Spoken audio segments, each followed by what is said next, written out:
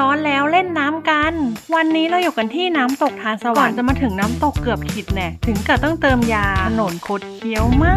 กน้ำตกทานสวรรค์เขาจะตั้งอยู่ที่อุทยานดอยภูงามจังหวัดพะเยาก่อนจะเข้าอุทยานก็แวะจ่ายค่าเข้ากันสักหน่อยนะทุกคนรถ30คน20 บาทเองหลังจากนั้นเราก็เดินลงมาอีก300 เมตรเพื่อจะเจอน้ำตกน้ำใสและเย็นมากมีน้องปลาด้วยใครที่กำลังมองหาสถานที่เล่นน้ำคลายร้อนในจังหวัดพะเยาเราแนะนำที่นี่เลย